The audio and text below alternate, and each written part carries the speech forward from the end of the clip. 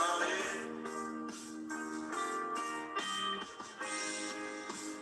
We were only halfway.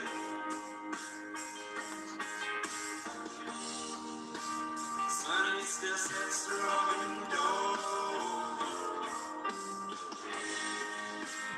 We could always let see.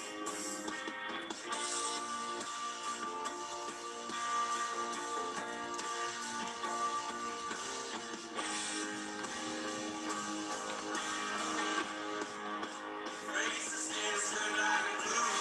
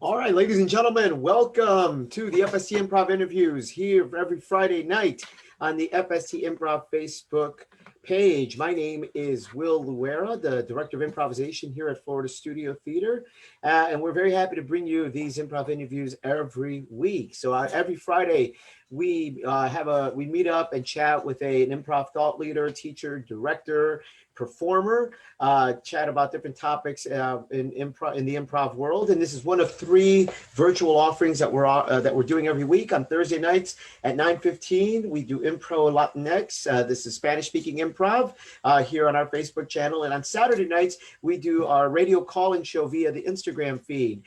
So please visit us on any of those other 2 nights. We're very happy to have you here tonight.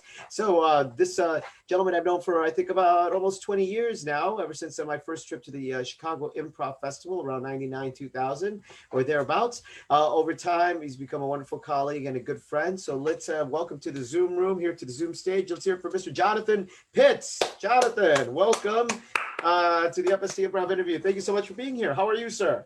I'm good. How are you?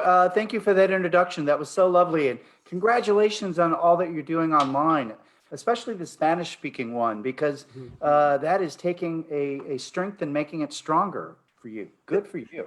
Thank you. Yeah, it's been a very fun experiment. You know, I went to a festival in Colombia, and this will definitely go right into what we're going to be talking about later. So I went to a festival in Colombia, South America last year, met a bunch of Spanish-speaking improvisers, a whole new batch of them. I feel like you and I met like the generation before this one.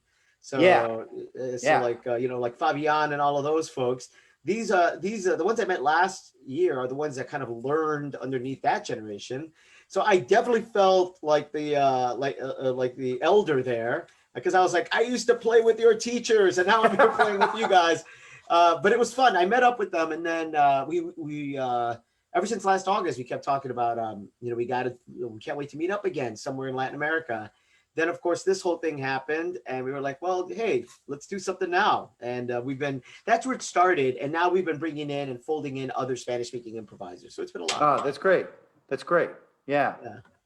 So, now you are, I'll start to now move towards our topic, but I have a lot of questions to ask. But our main topic that we're going to be talking about today is international touring improv, something that you and I have been pretty involved in and have stayed pretty busy in. And what I've really enjoyed about your tours, and there's a few different people that I follow because you do very different tours than what I do, which is great. It's nice to see like us sort of crisscrossing the world in different paths. And once we are allowed to travel again, I will definitely be picking your brain about some of the places that you've been, because I'd love to see some of those connections.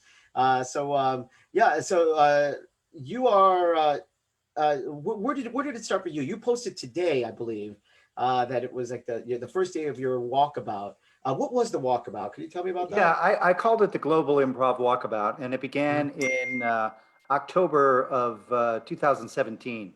In April of that year, I had finished producing the Chicago Improv Festival, having produced it for 20 years. So I announced that I was stepping down, and it was my last year of producing the Chicago Improv Festival, and I didn't know what was going to come next. And I'm sort of like much more of a fan of transformations than transitions.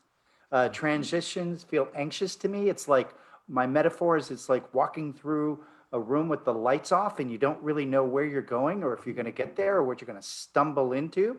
Whereas like a transformation requires everything that you've got on a sort of singular focus. But you can't force a transformation because if you try to force a transformation, you're just involved in an adventure. And you Yeah. know, you could also make the case that a transition is a failed transformation. Mhm. But I know for me, I prefer transformations over transitions, and I didn't know what my main focus was going to be because I'd already finished that transformative 20 years being the producer of the Chicago Improv Festival. I also had just finished rehabbing my mom's house and sold it, so that was its own sort of transformation. And since I didn't know what to do next in a larger way, I got invited by the folks who ran the Prague Improv Festival in Czech Republic because they heard me on Jimmy Carrane's podcast and they're like, "We're doing our first ever festival. Would you like to come out?" And I was like, "Yes!"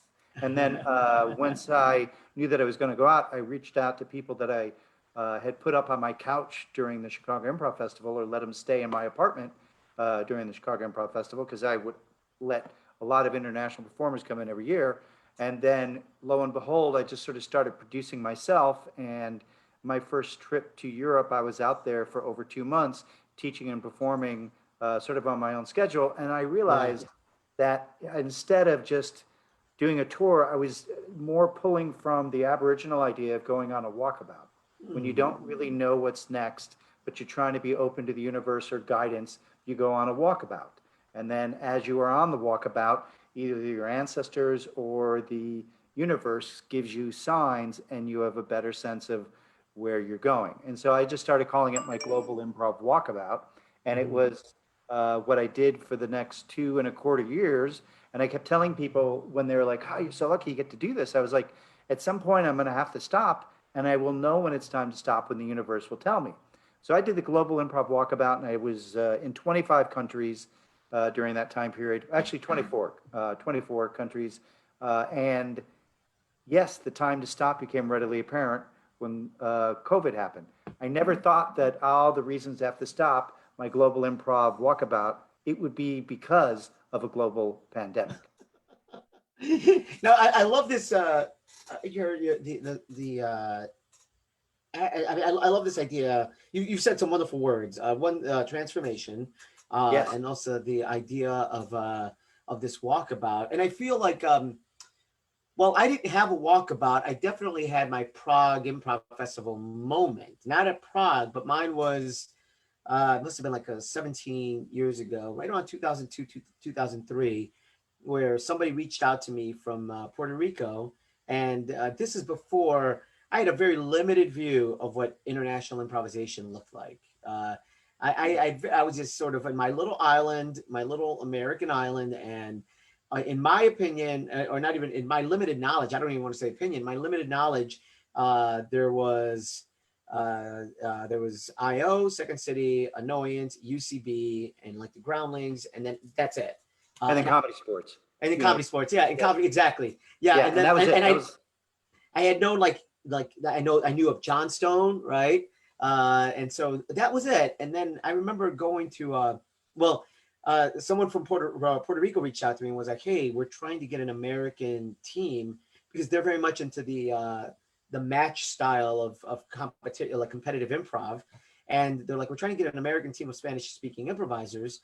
And they couldn't find one, and they happened to stumble upon Improv Boston. They weren't even looking for me directly. They just contacted Improv Boston.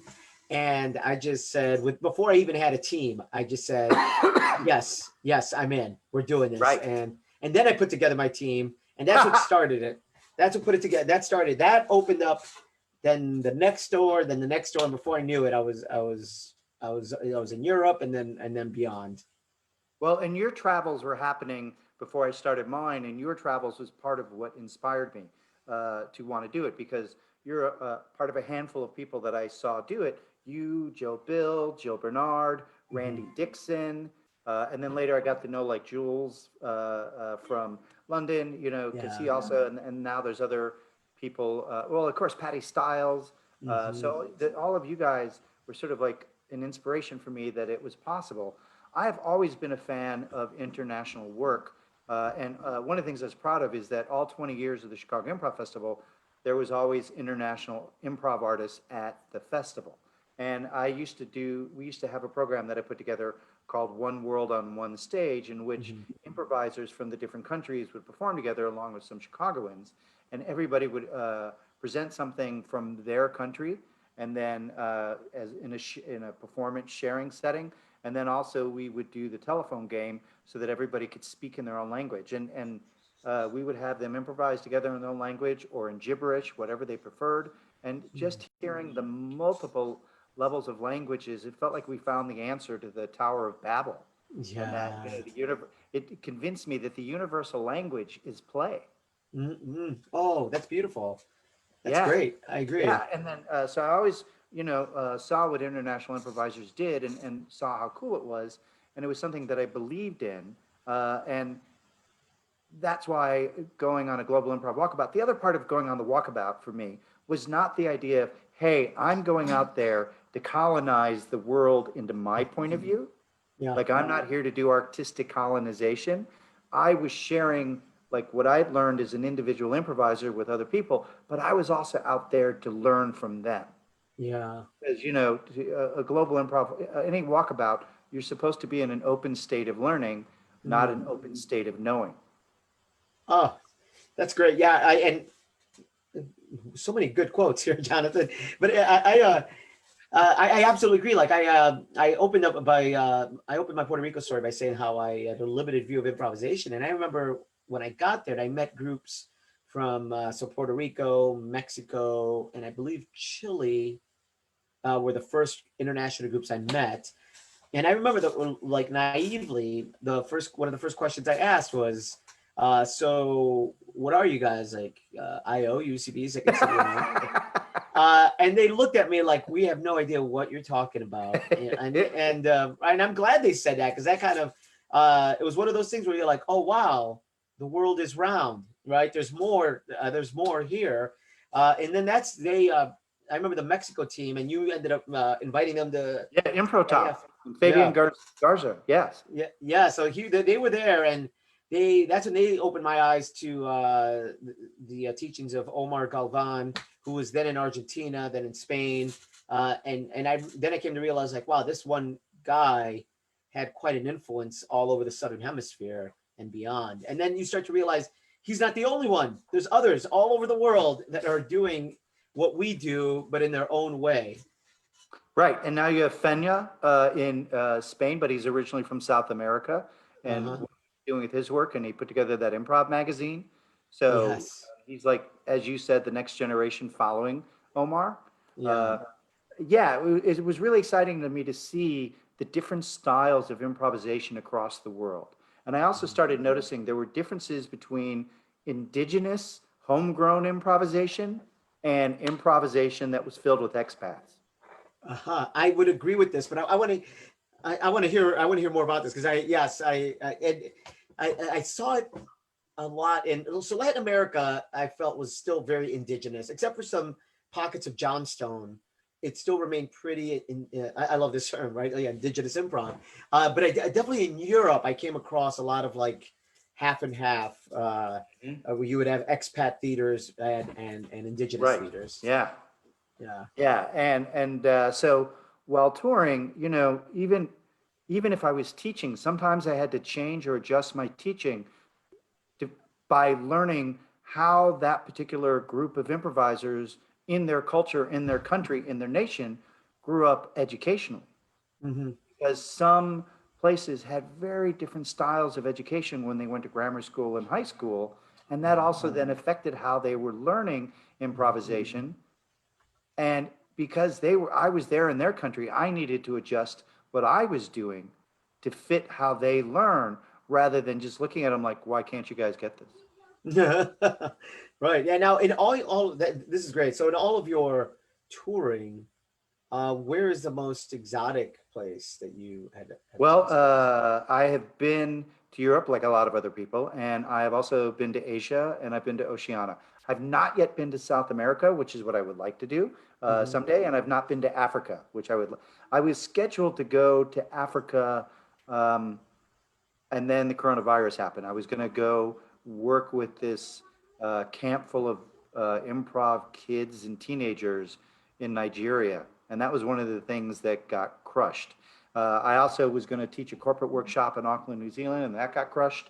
I was going to go be a artist in residence in Singapore for 6 to 8 weeks, Hmm. and that also got crushed. There's a lot that got crushed during Wow. because of the COVID, but uh, so my experience in terms of like the most exotic, growing up American, teaching and improv in Hanoi, Vietnam, is one of the things that not necessarily that it's exotic because that's their world and so it's not exotic to them, but growing up an American in the 60s in Vietnam was our enemy. Yeah. The experience of being in the place that all the propaganda that I grew up with, Hmm. it was more, and then also realizing that in Hanoi, I'm the exotic one, Yeah. and that was like, so that was one of the ones that like, whoa, this is very, this, I have to change what I'm thinking or feeling from the past because of what I see here in front of me. Hmm. Um, uh, yeah, and then also, um, I remember being in New Zealand on the Waikiki Island. It's a small island in New Zealand, but they've got an improv group, and the whole town shows up to see shows.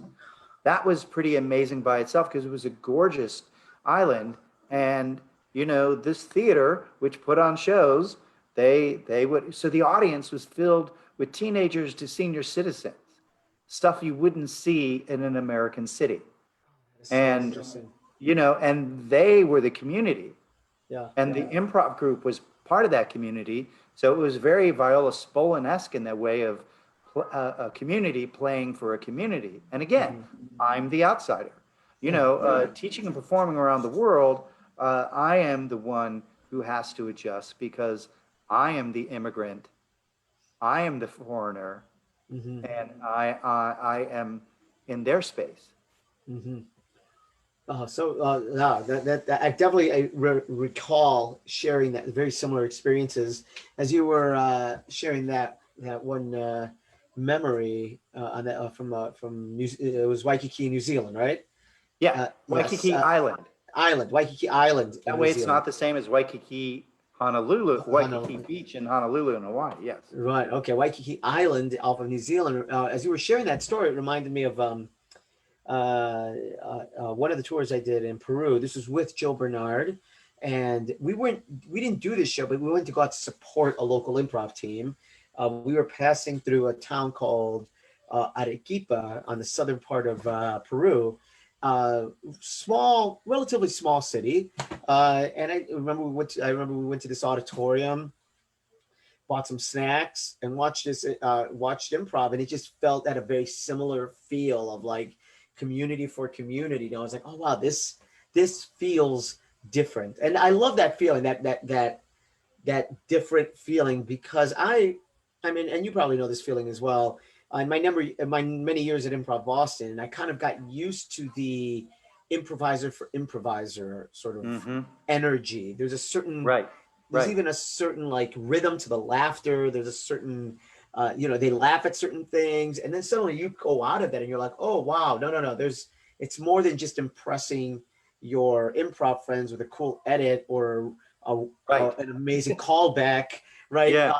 Substance. that resonates, right? And so I've definitely learned that from my travels as well. One of the things that I've recently started saying is about traveling around the world. And I've realized that in America, American improv, it's about the moves. Yeah. But to me, the rest of the world, it's about the moments. Hmm. I would agree with that. Yeah. Yeah. And one of the workshops that I did that I loved, I was brought in by Gabe of Third World Improv and Silly Persons Improv Theater, and I was in Baguio Yeah. City, which is on a mountain in the Philippines, and they brought me Mhm. in as one of two guest teachers for their summer camp. And it was in the most gorgeous theater space that I think I've ever been in. And then it was just so beautiful. And then after the 2 days of workshops, the people that lived in Baguio City near that place, near the mountains, were invited to just come watch. And Mhm. so you went from this high level conversation artistically with improvisers who are experienced about the work that you're doing to then presenting it in front of people that may have never seen improv whatsoever, and then having to retranslate it so that they can be included on the ride and being able to explain to them what we're doing. And again, they would have adults and children and just like this whole potpourri of people sitting there watching. And some brought food, they were in chairs, they brought blankets. It was really amazing and beautiful as well. Yeah. One of the other things that I was surprised at that took me a while to have to wrap my head around it being different is how most improv festivals outside of the United States are so different than the Yes. improv festivals that are in the United States. That it completely changed the way that I started to produce festivals once I was exposed to it. In fact, the Sarasota Improv Festival, I was able to find kind of a middle ground where we have the size of, we're somewhere between the size of a European festival and an American festival. Uh, but one thing I did want to do is make sure that we took care of everybody the way European festivals do. I mean, they really, you are treated like a professional, and it Yes, reminds you that you are a professional. And I've yes. really appreciated that in many of the festivals that I've gone to.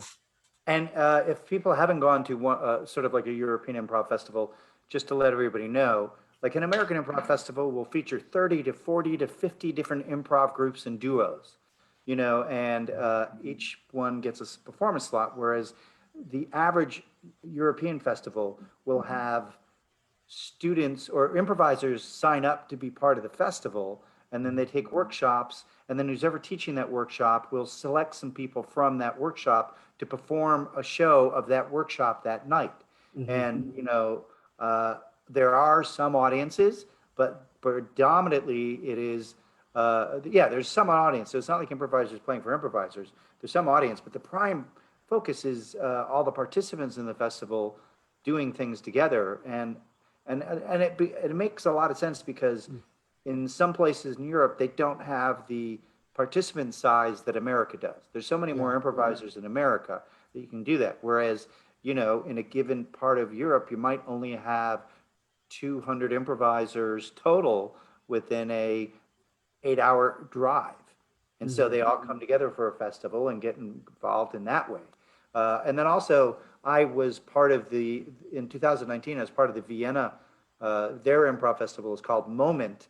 And it's run by Jim Libby. And what they do is they invite together a core group of 8 or 9 improvisers from around the world to become an ensemble for a week. And then they also include some Vienna improvisers. So you then have maybe a cast of 12. And Mm. each international improviser who's been brought in will direct one specific show. And then otherwise, you're part of the core for the other shows. And in that week, we did a total of 6 shows, and each show sold out. And each show featured 2 acts, and each act had a different show that was directed by a different international Oh, artist. that's great. And That is awesome. it was amazing, and Yeah. so just seeing how many different ways there are to do things. Mm-hmm. I do want to also talk about, I mean, and it ties back into touring, international touring improv is the Chicago Improv Festival, which you talked about briefly, because through the Chicago Improv Festival is how I met Yellow Man Group way back in the day. and which eventually, and this is what I feel, yes, this is what I feel like social media is for, because I met them. Oh man, it must have been like maybe the beginning of MySpace, but my friendship sort of maintained. My friendships maintained from MySpace into Facebook, and then when I was ready to go tour, I just reached out to them.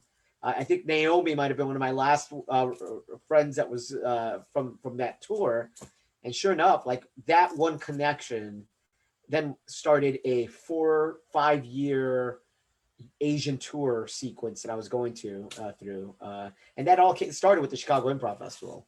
Oh, that's great. Yeah, and because of Naomi, I was able to go to Tokyo, Uh-huh. and in Tokyo, when I was there for the week, I did 3 different workshops. One with Naomi's group, where all the improvisers were only doing Japanese, Mm-hmm. speaking in their native tongue. Then one for my friend Christiane Brew, who had a group of expats, and so the entire workshop was in English. And then I worked with the Pirates of Tokyo Bay, who do it both Japanese and Mm-hmm. English. So it Yes. was a fun challenge during the course of the week, teach in 3 different ways based on the language. And the other thing is like, what I would often do is after having seen somebody in their first scene, Mm-hmm. the next time they get up, I ask them to perform in their own regular native language. Uh-huh. Yeah. Because, I need that first one to kind of get a sense of them. Yeah. And then after that, I want them to speak in the way they're most comfortable so that Mm-hmm. there's not any sticking point between what they hear, what they translate, what they choose to say, and then say Sure. it. And a lot of times people would be amazed. People would ask me if I knew their language. I even did shows in other countries where, like I did a show in Norway where half the audience thought I spoke Norwegian, you know. And what I would tell people is like, no, but what we do share is 2 languages. We all share the language of improvisation. We know the vocabulary and concepts Mm-hmm. to it. So we all speak that language and that training. And then the other thing is we all, for me, what I share is we all speak the language of humanity. Yeah. There are only so many statuses that somebody can have. There's only so many facial moves that our Mm-hmm. human body can do. There's only so many things we can do with our body. If they're doing scenes where they're making fun of the town mayor, I have no fucking idea what's going on. But if they're 2 people discussing how to prepare for mom's birthday, I totally understand it because I can, read the body language and listen to the tone and see Yeah. what's going on. And that's speaking both the language of improv and the language of humanity.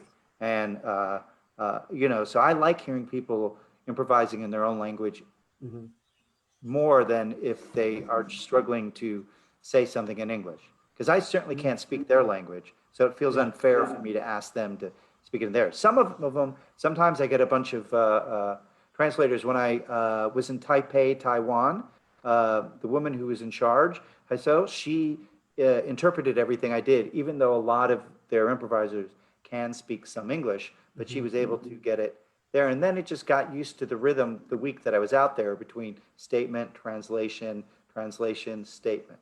It just felt Mm. like a different game of give and take. Right. Oh, yeah, that's right. Now, did you ever have the?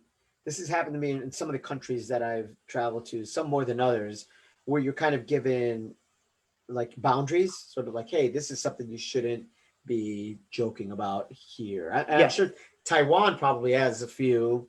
Actually, Taiwan is really anti censorship. So you can Oh, pretty of much course, say what you yes. want. Yeah. With Northern Ireland, on the other hand, it was Uh huh. very much do not mention the troubles. Uh huh. Like, do not even try to make a joke about it or make any reference to it. We will shut you down. And it's Yeah. the improviser saying it, not like some sort of outside police. Mhm. Howsoever, in Singapore at the improv festival there, because there is some elements of censorship, like you can't speak badly about the country's government. Okay. So, and also they don't want you swearing in public. And so in Singapore, the producers of the Singapore Improv Festival negotiated with the censors, and what the outcome was that each show could have the word fuck said once. By each group, but for the entire show, each show was allowed one fuck. Amazing. Yes, and then and then cut to like Sunday afternoon, and there's an expat improv group, and there's a guy from Boston playing a Boston character, and he went through like 15 fucks in 5 minutes, Oh my and I kept God. and I kept expecting this festival's going to get shut down. So whenever the censors were, they were there early on. They weren't there later. Well, maybe it's because if it was a Boston guy, it wasn't a fuck as much as it was a fack. Right? Yeah. Right. You got away with it. Yes. Yeah. And the other thing is when I'm there, I ask people about their boundaries, Yes.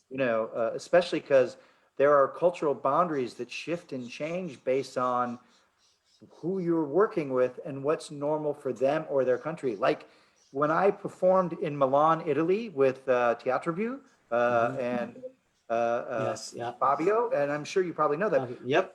Performed there, and before they started the show, they told me that what they do as the group warm up, not the tapping you on the back saying "got your back," what they do is they slap each other hard on the ass. Yes. I was like, there are so many ways you would be fired, removed, or reported or in trouble, either A, suggesting this as a director or a teacher, or even engaging in it with, and I was like, but I'm in Milan and this is their country and this is what this group does. So they went around pre-show, wham! And I was like, Yeah, this happened to us. I started by talking about Colombia, South America, and the festival, very similar actually to the sort of like the close-knit European festivals.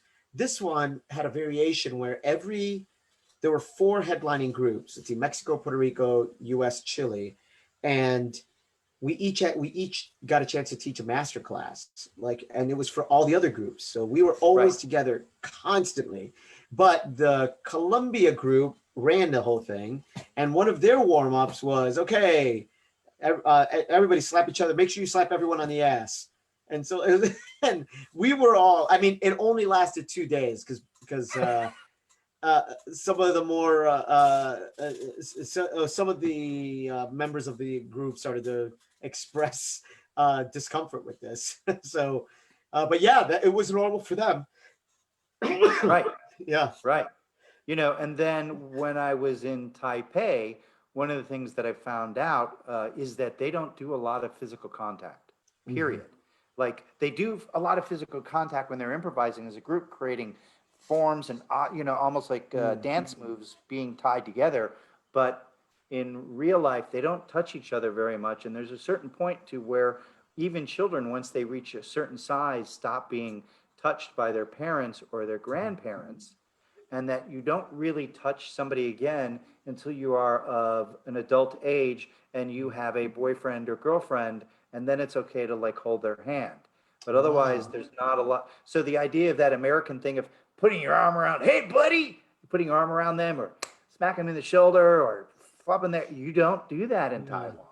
And it was really great to know. And I even said to them, I'm like, wait, so even grandmothers can't touch their grandchildren once they get to be a certain age? And they went, yeah. And I said, so then your grandmothers feed you all the time, right? And they're like, how did you know? I'm like, because that's how they're trying to express their love. Yeah. And so it was interesting that watching these improvisers, that when they played, they would be all over each other. But when they weren't playing, everybody had their appropriate size distance. And so that was so the opposite of what it was like in Milan when they're smacking each other on the butts. And so, both are 100% right for their country and their culture. Like, I don't know if you notice, in England and in London, they don't make eye contact unless it's nighttime and they've been drinking. Yeah, that's funny. Yes. Right. They're looking somewhere else with their eyes, and there's no eye contact, especially on the buses. And then you go on the same bus at nighttime, and when people are drinking, they're singing, they're climbing all over each other. It's very bipolar. Wow. Yeah. Man. So what do you have anything set up once we are allowed to travel? I mean, we heard a little bit about the things that you ended up having to cancel. Right. I have nothing set up at this point. So everything I'm doing, now doing online, just like you. Hmm. And, Okay. I'm teaching workshops online. I'm doing performances online. I put together an all international group for the Dramatic Improv Festival, and I had 11 improvisers from 7 countries, 4 continents, 9 cities, all playing together. And I chose all of them because rather than be witty, heads focused improvisers, they were all very heart open improvisers, very heart focused and open and sincere. So I wanted them, and they're all experienced and they're all really good. And I had one of the 11 was a musical director, and I had an equal amount of men and women, and I had 3 people from North America, 2 people from Australia, 2 people from Europe, and 3 people from Asia. And it was it was really wonderful because it was for the Dramatic Improv Festival. I wanted them to improvise on more dramatic themes. So I created the idea of having what I call 3 fugues, because each fugue would last 10 minutes, but it would be open ended to play however you want to play within it. And each fugue had corresponded to a theme, and the 3 themes were, and we did one theme at a time. Each theme was loss, regret, and discovery, because I feel like that's where we are as a world right now at this time in COVID. We have loss, we've had regret, and now we have discovery. I didn't put in hope because I don't think we're there yet. Until they get a vaccine, hope is a tenuous thing. So, but I know that we're all suffering in the world, and so I thought it would be great to watch improvisers from around the world improvising on the theme first of loss, then regret, then discovery. And besides those themes, I also invited people on Facebook to send me an image that meant something to them in correspondence to any one of the 3 themes. So I got about 50 images, and I didn't take the ones that were GIFs, and I didn't take the memes because I wanted to be without words. And then I put them in the order that I got them. And then when we performed, the audience got to choose between 1 and 40. And then the improvisers, I would say, so here's, the image number 25. And I would go get that image, put it up on screen so the improvisers could see it. And that image would be an additional inspiration along with the concept of loss. Oh, So the improvisers were inspired by the theme and by the image, and then they had the freedom to play for like 10 to 12 minutes. And then I would come on screen again in my best BBC voice and say, and thus ends our fugue on the theme of discovery. man, And that is awesome, Jonathan. it was really, really wonderful. So, we're now talking about the possibility of becoming an ensemble. And I think my idea is what I'd like us to do if we're going to be an ensemble, be an ensemble for a year. Just make a commitment to only do it for a year and then agree to break up, and either do it every other month or do it once a season. Hmm. That way it can be special and not run into some of the problems that you have when you're in an improv group. Because, some improv groups, once they get together, it's like you got friggin' married. It's Yeah. like this Oh, yeah. endless relationship. And It's whatever true. problems come up because it's ongoing. As opposed to, I like theater where you can sit there and say, here's the starting point, here's the end point. Yep. And then if you go away, you can always come back later on. But boy, that endless team. Even Ooh. sports at least have a season. Yeah. Improv teams are forever until Yeah. they're not. Oh, there's a big lesson there, Jonathan. We've talked about a lot of important things, but that's a big one. Yes. Right. Yes. Yeah.